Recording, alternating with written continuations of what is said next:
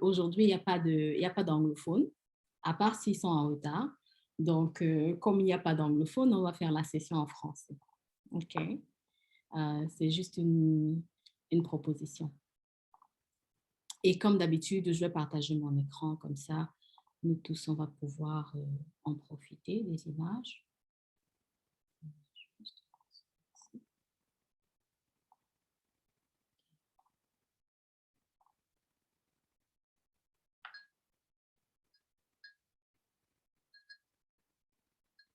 En tout cas, bienvenue à tout le monde. Bienvenue à tout le monde. C'est tout un honneur de vous avoir tous ensemble là.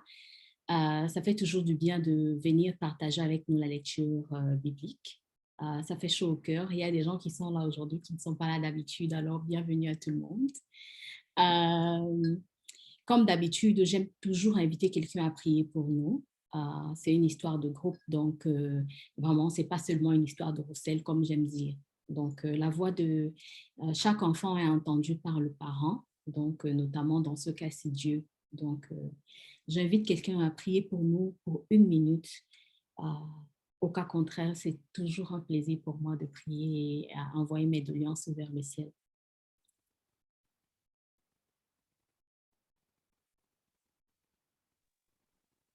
Quelqu'un pour prier pour nous, juste 1 minute?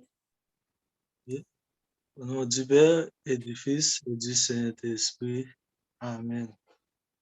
Seigneur Jésus, nous te disons un grand merci le fait de nous avoir permis d'être en ligne pour partager et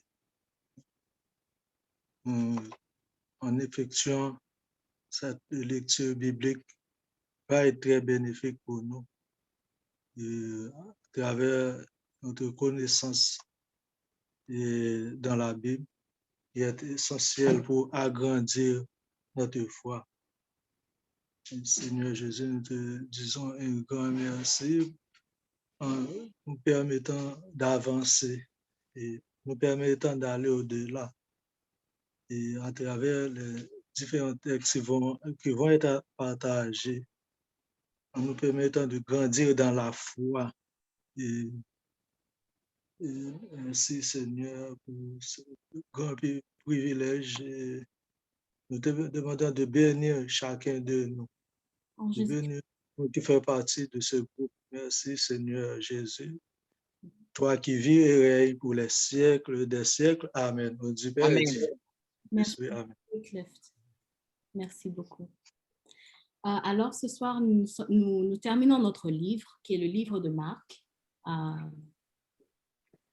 Ce soir, j'ai fait l'honneur de mettre sur l'écran. D'habitude, je ne mets plus. J'avais perdu l'habitude parce que je voulais que chacun lise de son livre. Mais ce soir, comme nous avons beaucoup de personnes, ça ne me dérangerait pas de mettre à l'écran. Donc, en général, comme le chapitre est super court, c'est un chapitre de 20 versets. Donc, on va essayer de lire, si chacun peut lire 2 versets, ça nous fera plaisir. Comme ça, chacun aura l'opportunité d'entendre sa voix.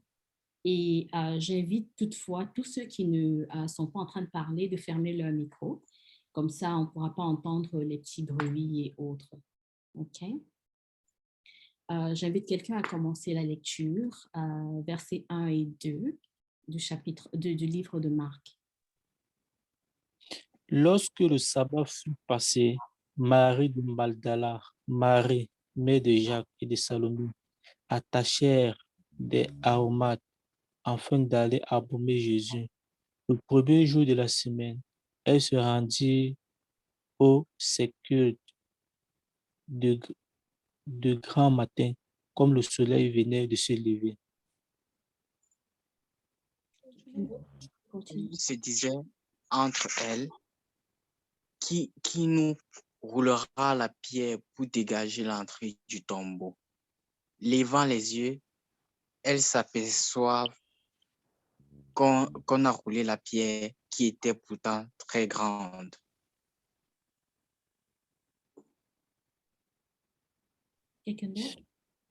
Elles entrèrent dans le sépulcre.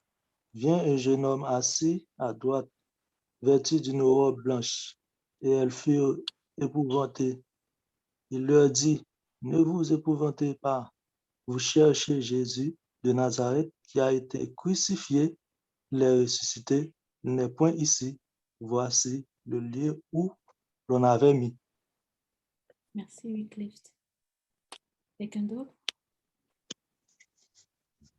Et maintenant, elle dit à ses disciples et à Pierre, il vous précède en Galilée, là vous le verrez comme il vous l'a dit. Elle sortit et s'enfuit du tombeau parce qu'elles étaient toutes tremblantes et hors d'elles-mêmes. Elles ne dirent rien à personne car elles avaient peur.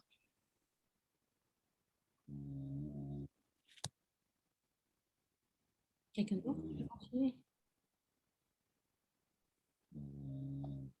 Quelqu'un d'autre? Ouais, Jésus étant... vas-y, je prends le prochain, vas-y. D'accord, merci. Jésus étant ressuscité le matin du premier jour de la semaine, apparut d'abord à Marie de Magdala, de laquelle il avait chassé 7 démons. Elle alla emporter la nouvelle à ceux qui avaient été avec lui et qui s'y affligeaient et pleuraient.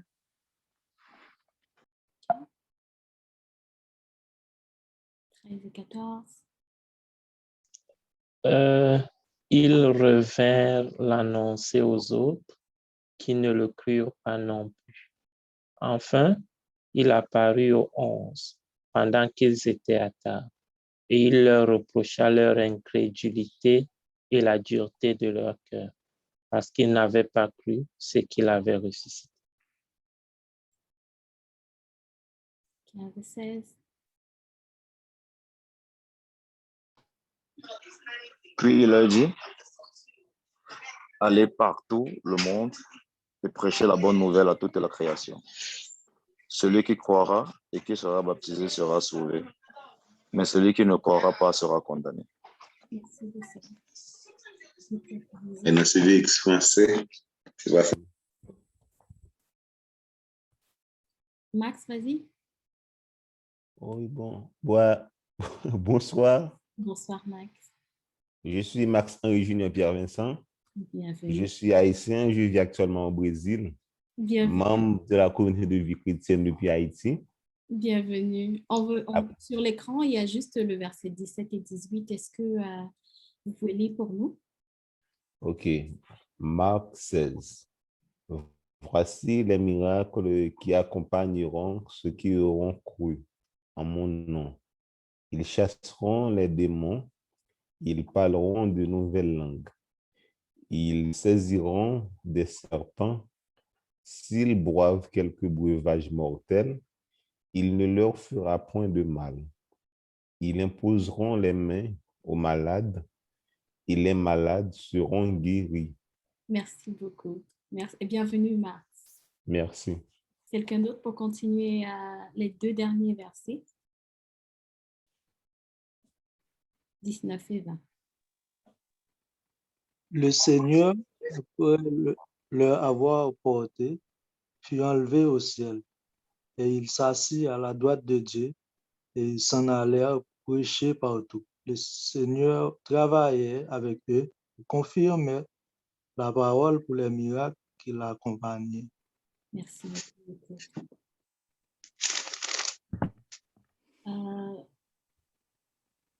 Maintenant que le chapitre est terminé, j'invite tout le monde à deux questions.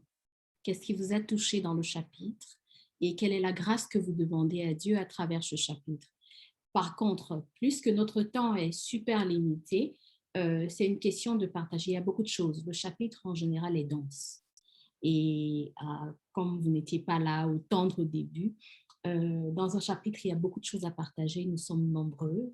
Il y a 13 personnes qui sont connectées. Donc, ça veut dire que si chacun prend comme 10 minutes pour partager, le temps sera très minime.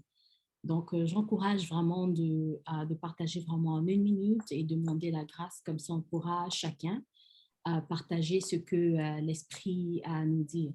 OK? Est-ce qu'il y a quelque chose qui vous a touché par rapport à ce chapitre que vous aimeriez partager?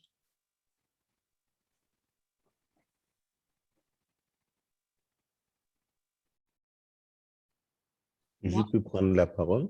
D'accord, Max. À travers ce chapitre et le verset 17, voici les miracles qui accompagneront ceux qui auront cru.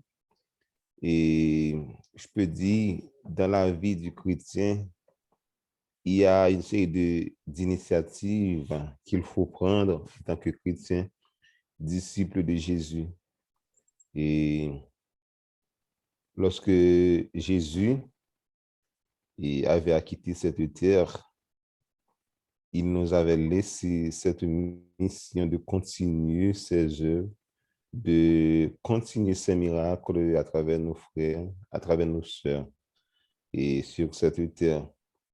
Parfois, étant que chrétiens, nous sommes faibles, nous sommes dans l'incapacité de prendre en main cette charge-là que Jésus nous avait laissée, de continuer sa mission. Et ce verset-là me frappe beaucoup. Me frappe beaucoup, étant que chrétien, étant que jeune disciple de Jésus. Et la grâce que je voulais demander à travers ce verset que je viens de lire, c'est la grâce de connaître ma mission en tant que chrétien et de poursuivre cette mission. Et tous les jours, à travers mes frères, à travers les actions que je pose. Et c'est tout ce que j'avais à parler de ce verset. Merci beaucoup. Aujourd'hui. Merci. Merci de repartager. De rien. Moi, c'est les versets 3 et 4 qui m'ont touchée. Donc, elles sont allées au tombeau et puis elles se demandaient, mais qui va bouger la pierre pour nous? On n'a pas de force. Et puis après, à leur surprise, c'était déjà bougé. Donc, moi, je demande la grâce au Seigneur de renfermir ma foi, et puis de me permettre de toujours avoir confiance en lui. Parce que souvent, on est dans des problèmes, on se pose des questions, qu'est-ce qu'on va faire, qu'est-ce qui va se passer alors que Dieu a déjà réglé ça pour nous. Donc, je demande à Dieu de faire en sorte que je sois toujours en confiance et que vraiment, je me laisse aller avec lui, quoi. Je me laisse transporter par lui. Voilà. Merci beaucoup, Queen. Ce que je voudrais partager autour de ce texte-là, en fait, ce qui m'a interpellé, c'est le verset 9, et en faisant sortir par rapport à ce qu'il vient d'évoquer, après ce que Jésus est passé de la mort à la vie. Et le texte fait étalage de la mort de Jésus. Et donc, ce qui m'a permis de voir, en quelque sorte, ça m'a raffermi la foi en me permettant de voir que Jésus a remporté la victoire sur la mort. Et il est venu normalement pour nous sauver. Et en constituant en quelque sorte ce qu'on appelle le rachat de l'humanité. Il est venu normalement pour nous racheter du péché. Et c'est le vrai rédempteur. Et ce qui me permettant d'avoir la grâce que je demande à Dieu, c'est de ne pas me permettre d'être incrédule et de ne pas me comporter comme Saint Thomas. Donc, il ne faut pas ne pas forcément devoir pour croire. Donc, c'est cette grâce que je demande à Dieu d'être confiant en lui, d'avoir confiance pour toute ma vie, donc en me permettant d'aller au-delà par rapport à ce que je voudrais en tant que chrétien, d'être un chrétien authentique. Merci. Merci, Wycliffe. Ça fait du bien de partager tout ce qui nous frappe lors de la lecture, parce que le plus important, ce n'est pas de lire, mais c'est de trouver les mots-clés qui nous permettent d'appliquer cela dans nos vies au quotidien. Ce qui m'a, moi, touchée, c'était le verset 15, quand il a dit, avant le verset 15, il a dit, pourquoi est-ce que vous êtes tellement dur de cœur? C'est ça qui m'a frappée. Et la grâce que j'ai demandée à Dieu quand on lisait, je pense que c'était Jobel qui a lu cette partie, j'ai dit, ça m'a frappée. Parce que ce n'est pas la première fois que Jésus nous rappelle la dureté de notre cœur. Alors j'ai dit, Seigneur, j'espère que tous les efforts qu'on fait tous les jours va nous permettre, pas seulement à moi, mais à nous tous, d'avoir un cœur tendre à la parole de Dieu, à l'écoute de la parole de Dieu, parce que c'est ça la clé en fait de la vie. J'ai l'impression que nous sommes de passage, que le Seigneur nous touche.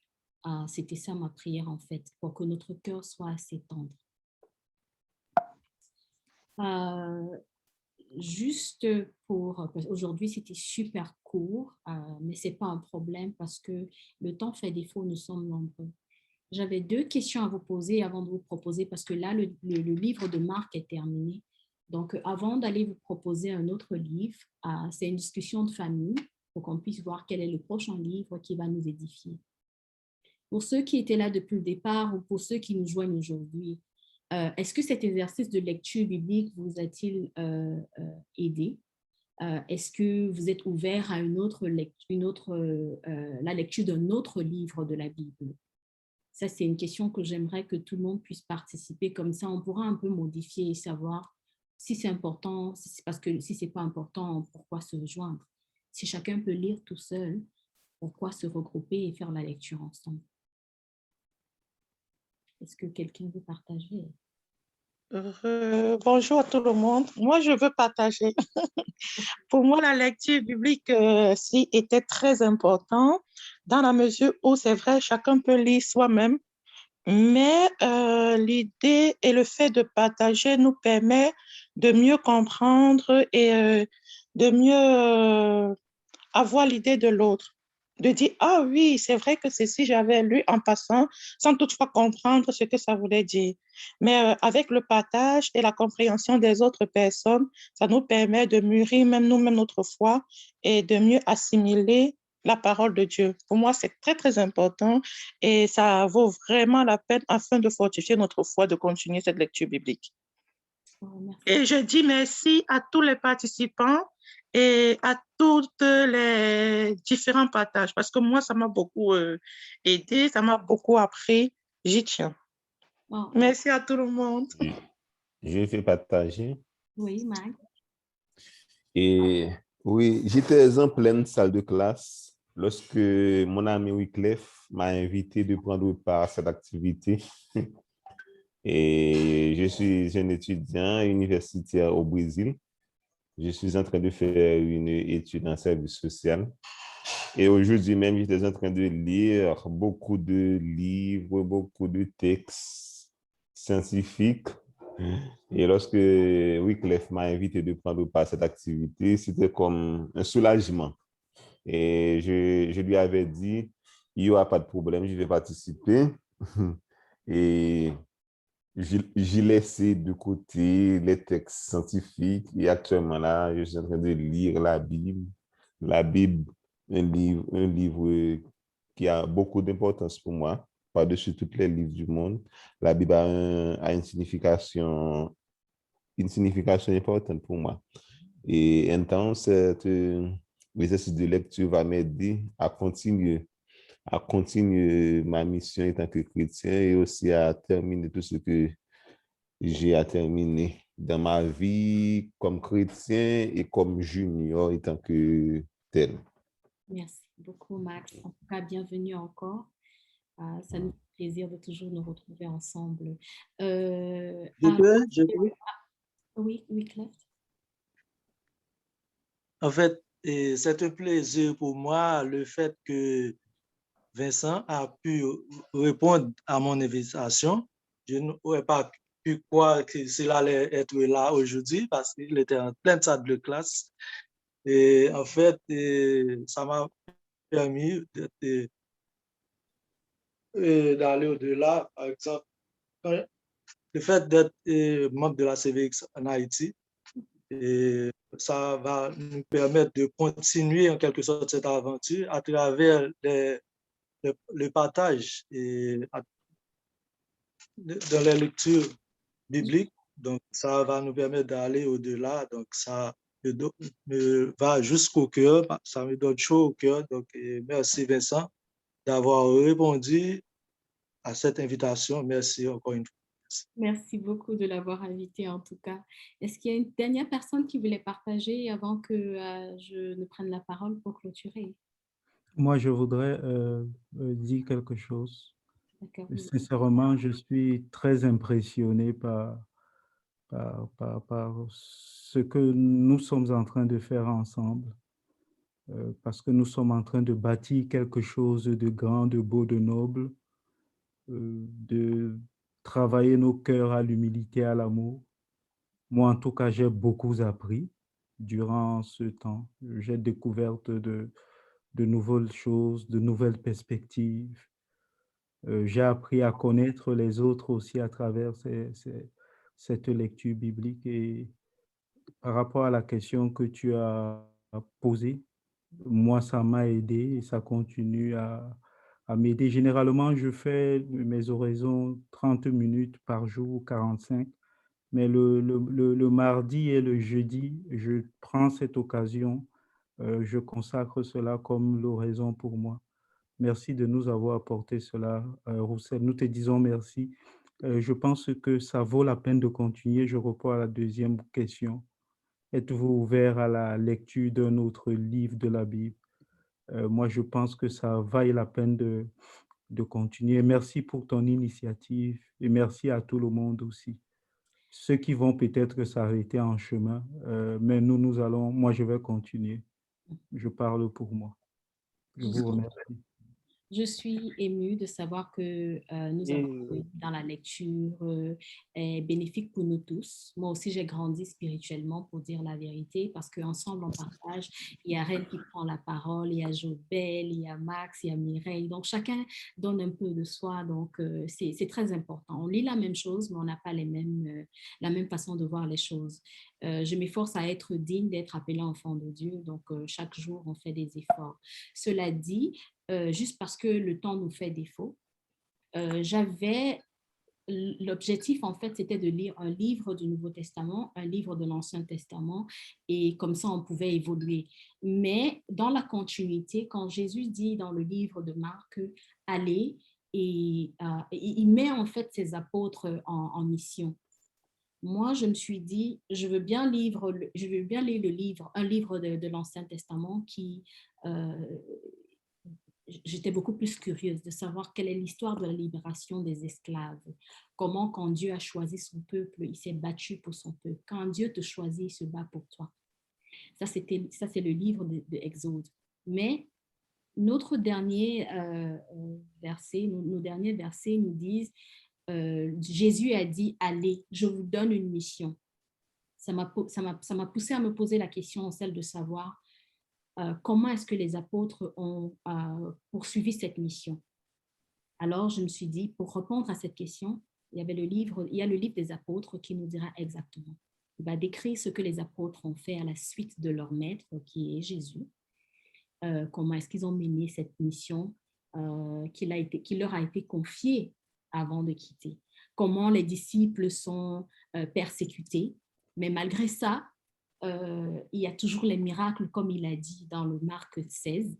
Il a dit, voilà les miracles qui vont vous suivre lorsque vous allez continuer ma mission. Comment est-ce que les disciples vont faire face à ces obstacles? Comment est-ce que... qui est Paul? Parce que c'est important de savoir qui est Paul, parce que certains des livres qu'on va lire, il y en a beaucoup qu'il a écrit. Donc, on veut savoir, il est qui, pourquoi est-ce qu'il écrit, qui lui donne cette autorité d'écrire plusieurs livres. Parce qu'avoir une place dans la Bible, parce que Roussel ne pouvait pas avoir une place dans la Bible. Donc, il faut bien savoir qui a cette place dans la Bible et pourquoi. Par la grâce, on aura l'occasion de lire ensemble qui est à Paul. Donc, je me suis dit, après le livre de Marc, pourquoi pas lire les apôtres, les actes des apôtres et savoir quelle était leur mission et comment est-ce qu'ils ont vécu cette mission-là. Okay. Avant de, je ne sais pas si quelqu'un voulait prendre la parole et nous dire un peu, est-ce que vous trouvez que c'est une bonne idée? On n'a plus que 5 minutes, donc le partage va être super. Ok, ce que je voudrais dire, c'est que tu n'as pas idée. J'ai comme le pressentiment que tu as émis une idée et tu ne m'es pas en train d'imaginer jusqu'où elle pourra aller. Nous sommes en train de bâtir un empire. Aujourd'hui, tu as dit que nous sommes 13 ou 10. Demain, on va se retrouver à 20. Demain, on va se retrouver à 50. Demain, on va se retrouver à 100.